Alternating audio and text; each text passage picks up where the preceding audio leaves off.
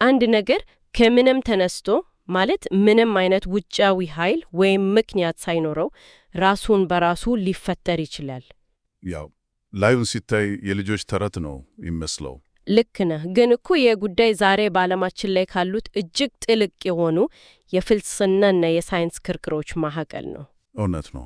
እንኳን ወደ ዛሬው ጥልቅ ዳሰሳችን በሰላም መጣን ብያለሁ። ከዚህ ቀደም ባደረግነው ዳሰሳ ዩኒቨርስ ወይንም አጽናፈ ዓለም ዘላለማዊ እንዳልሆነ እና የተወሰነ ጅምር እንዳለው አይተን ነበራል። ትክክል። ያ ደግሞ ወደ ትልቁ ጥያቄ ያመጣናል። አዎ። ታዲያ ይህንን ሁሉ ግዙፍ ስርዓት ያስጀመረው መነሻው ምንድን ነው ወደሚለው ማለት ነው። አየሽ፣ የጥያቄ እኮ ከሳይንስ አልፎ በቀጥታ ወደ ስነ መለኮት ወይንም ወደ ቲዮሎጂና ፍልስፍና የሚያሸጋግረን ትልቅ ድልድይ ነው። በትክክል። ዛሬ የምንመራመረው ዊሊያም ሌን ክሬግ ባዘጋጁት ሪዝነብል ፌይት በተሰኘው መጽሐፍ ከገጽ 150 እስከ 156 ያለውን አስደናቂ ትንታኔ ነው። ይህ ዳሰሳ በተለይ ለእኛ ለወንጌላውያን ክርስቲያኖች እምነታችንን በምክንያታዊነት ለመከላከል እጅግ ወሳኝ ነው። አዎ፣ ማለት መጽሐፍ ቅዱስን ገና ከፍተን ጥቅስ ከመጥቀሳችን በፊት በንጹህ የሎጂክ እና የፍልስፍና መንገድ ብቻ የዩኒቨርስ ፈጣሪ ከቦታ ከጊዜ እና ከቁስ አካል ውጭ የሆነ ኃያል አምላክ መሆን እንዳለበት እንዴት ማረጋገጥ እንችላለን የሚለውን ነው የምናየው።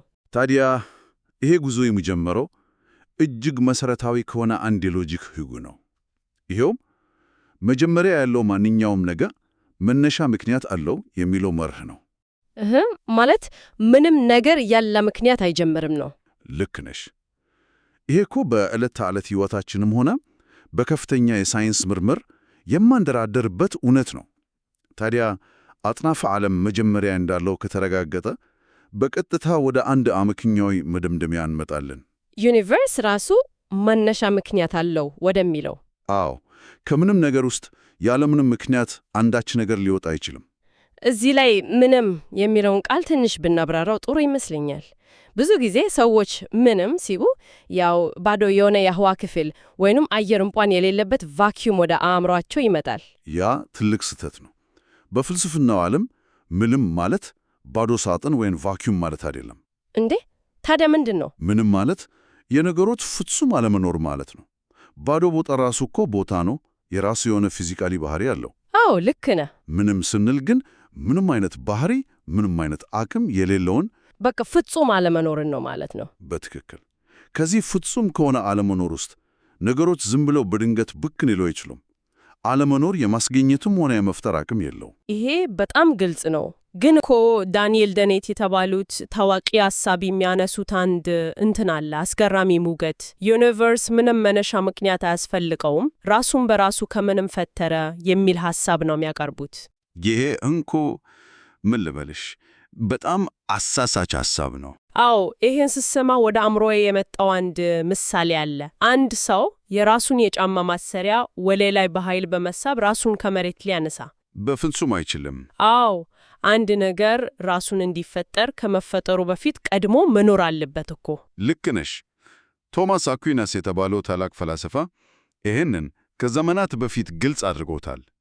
ራስን በራስ መፍጠር ማይቻል መሆኑን። ማለት በሜታፊዚክስ ሕግ አይሰራም፣ በፍጹም አይሰራም። ለምን ቢባል ማንኛውም ድርጊት ለመፈጸም ድርጊቱን የሚፈጸመው አካል አስቀድሞ መኖር ግድ ስለሆነ ነው። እውነት ነው። ስለዚህ ዩኒቨርስ ራሱን ፈጠረ ማለት ዩኒቨርስ ከመኖሩ በፊት ነበረ እንደማለት ነው።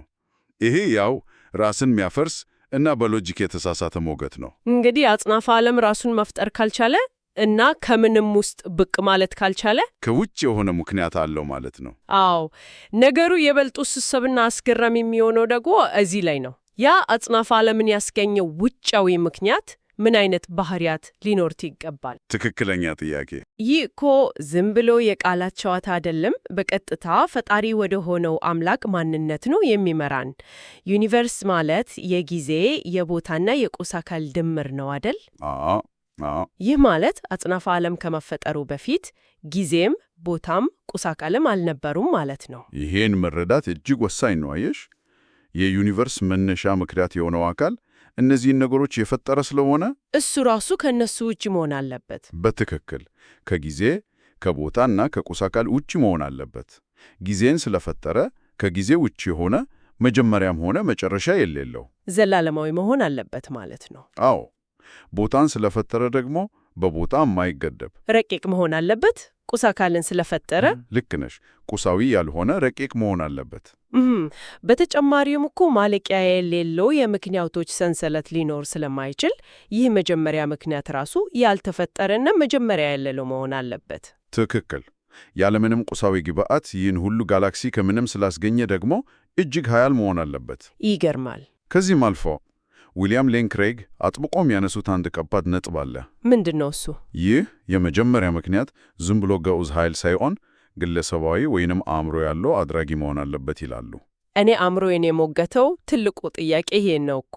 እንዴት ማለት ይህ መነሻው ምክንያት ከቦታና ከጊዜ ውጭ የሆነ ማይለወጥ ኃይል ከሆን ለምን ዝም ብሎ ረቂቅ የተፈጥሮ ኃይል አይሆንም? ወይንም እንደ ቁጥር 7 ያለ የሂሳብ ሕግ ለምን አይሆንም? አእምሮ ያለው ፈጣሪ መሆን ለምን አስፈለገው? ይሄ እኮ ነው የፍልስፍናው ትልቁ ማገር። ሪቻርድ ስዊንበርን የተባሉ ፈላስፋ ይህንን ሲያብራሩ በማንኛውም የእውቀት ዘርፍ ውስጥ ሁለት አይነት ማብራሪያዎች ብቻ እንዳሉ ያስተምራሉ። እነሱም አንደኛው ሳይንሳዊ ማብራሪያ ሲሆን ሁለተኛው ደግሞ ግለሰባዊ ማብራሪያ ነው። ሳይንሳዊ ስንል ያው በተፈጥሮ ሕጎች ላይ የተመሰረተ ማለት ነው። አዎ፣ በተፈጥሮ ሕጎች እና ቀድሞ በነበሩ ቁሳዊ ሁኔታዎች ላይ የተመሰረተ ነው። ግለሰባዊ ማብራሪያ ደግሞ በአንድ አእምሮ ባለው አካል ነጻ ፈቃድና ዓላማ ላይ የተመሰረተ ነው። ግን ዩኒቨርስን ለምን በሳይንሳዊ ማብራሪያ መግለጽ አንችልም? ምክንያቱም አየሽ፣ ሳይንሳዊ ማብራሪያ እንዲኖር አስቀድሞ የተፈጥሮ ሕግና ቁስ አካል መኖር አለበት እኮ። ከቢግ ባንግ ወይንም ከዩኒቨርስ መፈጠር በፊት ደግሞ ምንም አይነት የተፈጥሮ ሕግም ሆነ ቁስ አካል አልነበረም። የፊዚክስ ሕጎች ራሳቸው እኮ ዩኒቨርስ አካል ናቸው።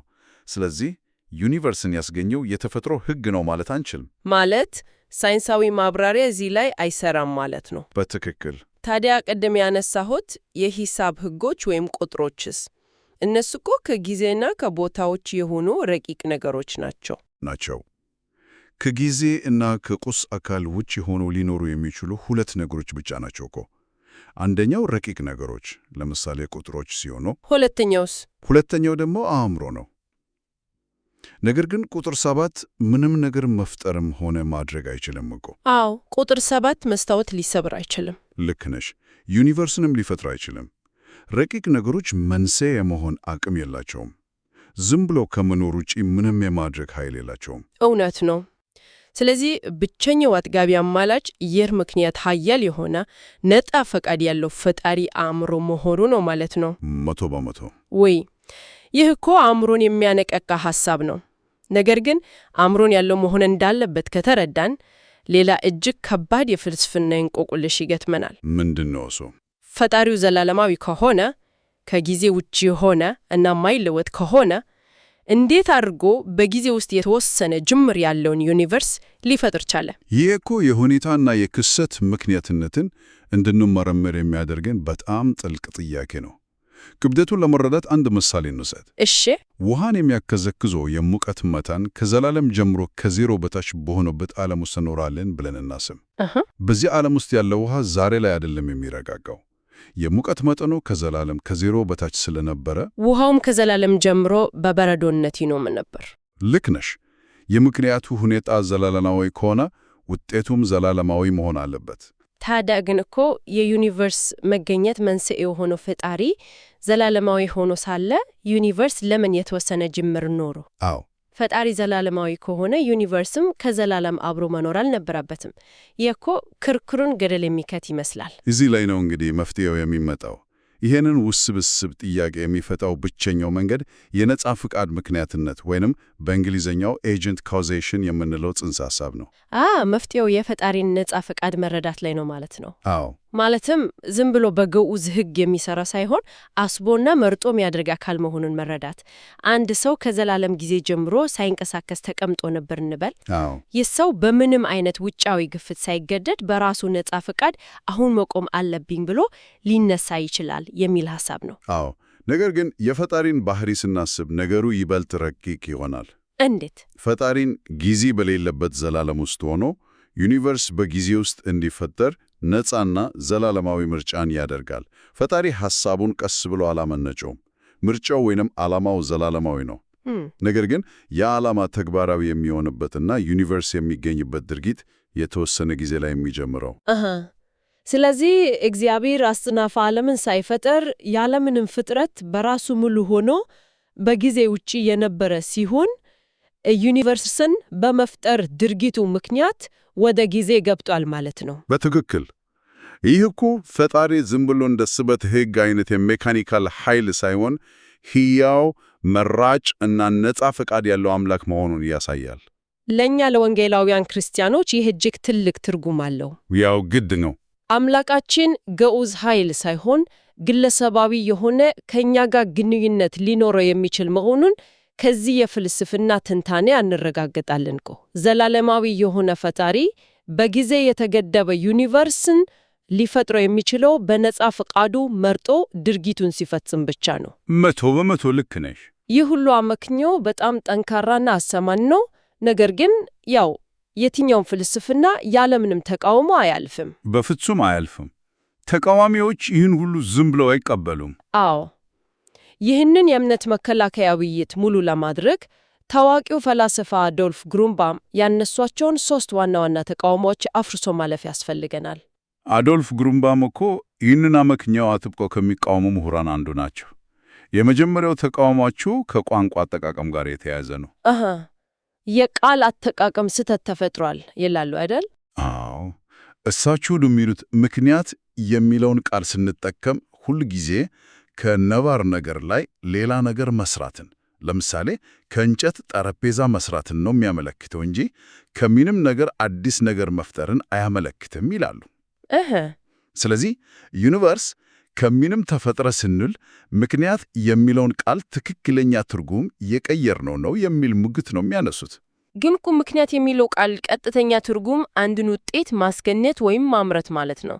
ማምረቱ ከምንም መሆኑ የቃሉን መሰረታዊ ትክክለኛነት እንዴት ሊያጠፋው ይችላል? ይህ እኮ ነው ግሩምባም የሳቱት ትልቁ ነጥብ።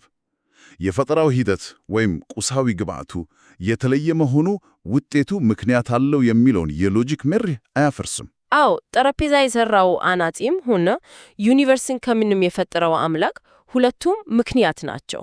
ትክክል። ቃሉ የተጠቀመው በተመሳሳይ መሰረታዊ ትርጉሙ ነው። አሁን ደግሞ ወደ ሁለተኛው እና ብዙ ጊዜ አምላክ የለም በሚሉ ሰዎች ዘንድ እንደ ትልቅ ማሸነፊያ ወደሚታሰበው ጥያቄ ምጣ። አዎ፣ የትኛው ነው እሱ? ሪቻርድ ዶኪንስን የመሳሰሉት ሰዎችም ይህንኑ ጥያቄ ሲያነሱ ይደመጣሉ። እሺ፣ ሁሉም ነገር ፈጣሪ ካለው እግዚአብሔርን ማን ፈጠረው ይላሉ። ይሄ እኮ የጥያቄ ማብቂያ የሌለው የምክንያቶች ሰንሰለት ውስጥ ይከተናል ይላሉ።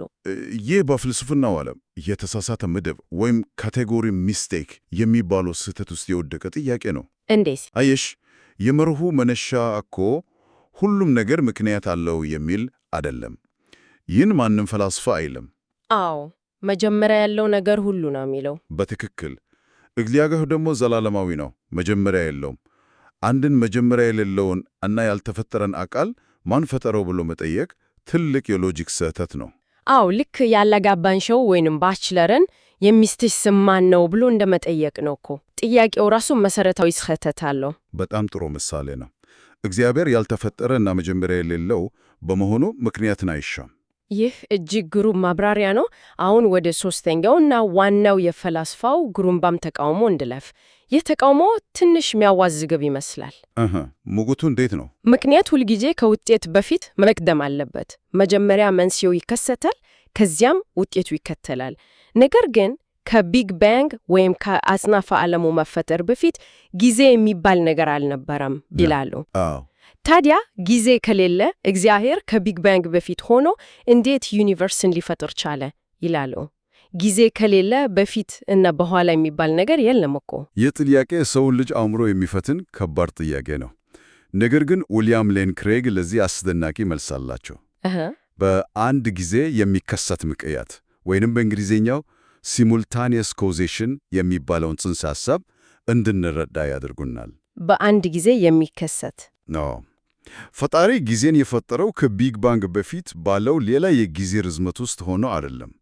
ይልቁንም የፈጣሪ የመፍጠር ድርጊት እና የዩኒቨርስ መፈጠር እንዲሁም የጊዜ መጀመር በትክክል በአንድ ቅጽበት አብረው የተከሰቱ ናቸው። በአንድ ቅጽበት አብረው ተከሰቱ ስንል አሁንም መንስኤው የትኛው እንደሆነ እንዴት መለየት ይቻላል? ይህንን ለማብራራት አንድ ግሩም የሆነ የፍልስፍና ምሳሌ ልጠቀም። እሺ። አንድ እጅግ ከባድ የሆነ የብረት ኳስ ለስላሳ ትራስ ላይ አረፈ እንበል። ኳሱ ትራሱን ሲጫነው እና ትራሱ ሲጎደጎድ ሁለቱም ክስተቶች በአንድ ጊዜ በትክክል በአንድ ቅጽበት ነው የሚከሰቱት። አንዱ ከሌላው በፊት በጊዜ አይቀድምም። አዎ፣ በአንድ ላይ ነው የሚሆነው። ነገር ግን የትራሱ መጎጎድ ምክንያት የኳሱ ክብደት መሆኑን ለማንም ግልጽ ነው አይደል? በጣም ግልጽ ነው። ኳሱ የትራሱ መጎጎድ መንስኤው ነው፣ ግን አንዱ ከሌላው በጊዜ አልቀደምም። ወይ ያ ማለት እኮ የእግዚአብሔር የመፍጠር ድርጊት እና የዩኒቨርስ መገኘት በአንድ ጊዜ የሚከሰቱ ናቸው። ድርጊቱና ውጤቱ የተሳሰሩ ናቸው ማለት ነው። በትክክል እግዚአብሔር ዩኒቨርስን ለመፍጠር በነጻ ፈቃዱ እርምጃ ሲወስድ ያ እርምጃ የጊዜ መጀመሪያ ነው። ስለዚህ ፈጣሪ የጊዜ ድንበር ነው እንጂ በጊዜ የተገደበ አይደለም። ዩኒቨርስ በተፈጠረበት ቅጽበት እግዚአብሔር ከዘላለምነት ወደ ጊዜ ውስጥ ገባ ማለት ነው። የሎጂክ ሕጎችን ተከትሎ ከቁስ አካል ከቦታና ከጊዜ በላይ ወደ ሆነው ኃያል እና ነጻ ፈቃድ ወዳለው አእምሮ እንዳመጣን ተመልክተናል። አዎ፣ ነገሮች ዝም ብሎ በአጋጣሚ አልሆኑም። ያንዳንዱ አመክንዮአዊ እርምጃ ያመላከተው መጀመሪያ ወደ ሌለው ኃያል ወደ ሆነ ፈጣሪ ነው።